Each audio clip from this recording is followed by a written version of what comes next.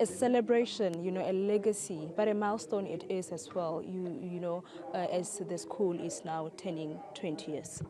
Thank you so much. Today really marks a very emotional and fulfilling day because 20 years ago we established this school. I was then MEC for education.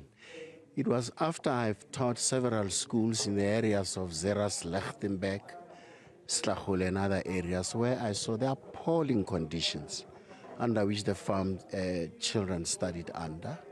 In many instances, you'd find that there are 9 children in one class taught by one teacher doing 4 grades. Now you ask yourself, how could this have happened, you know, under the sun, where children were also not being fed. There was no school nutrition program. There were no learner support material.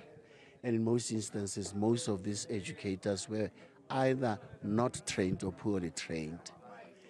The biggest threat then, of course, was many farmers then used to use children as farm laborers.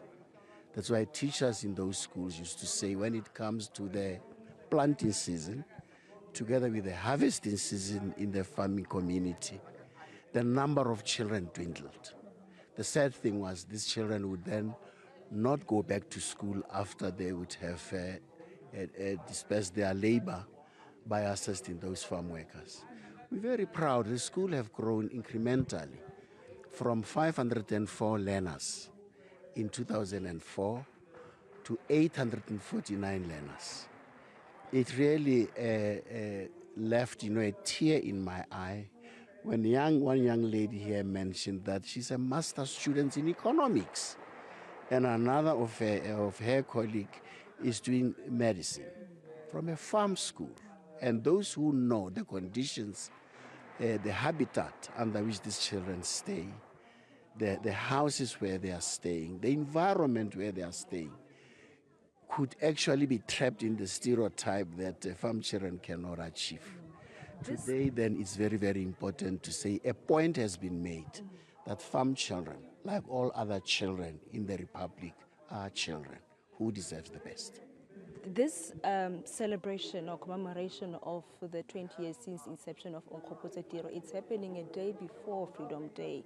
You were also saying that our freedom that we are celebrating tomorrow, it's not there, particularly when we're looking at schools, learners in farm schools. No, I'm basically saying 30 years into our democracy, which we are celebrating tomorrow, the 27th of April, inside it there is 20 years of success of this school. And I want to believe that there is an achievement. There's been a major shift, you know, from 1994 to where we are. I was calling upon teachers at the school and other teachers that we've got a mammoth task of transforming education and giving our children the best education for their self-worth so that they can contribute to the development and the growth of our country. Some of us are very critical that why should children, after completing their education, find themselves establishing and be members of the Unemployed Graduate Association. We're also questioning the wisdom of keeping maths literacy, that if you compare maths literacy together with natural mathematics, does it mean that we still don't believe that the African child with proper training in mathematics cannot succeed also in obtaining good marks when it comes to natural mathematics?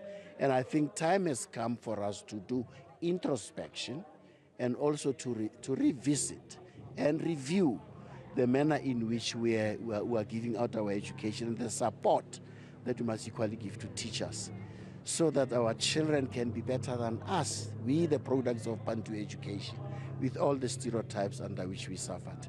And I must say that it's a great day for some of us because we look with nostalgia of where we come from. And if I was a student here 30 years ago, I think I would be a nuclear scientist. And even the performance of the school, when you're talking, you know, education, you know, they achieved 100% at one point, 86%, like that. I mean, if you think of a farm school obtaining 100% pass rate in 2013, 2014, and last year they pitched the mark because they obtained 88% with several distinctions. And at the back of our mind, always we say, these are farm school children who comes from the West and degraded condition. But because of the exposure that they get, they're proving a point that children are children, and if you offer them the equal opportunities, they will excel.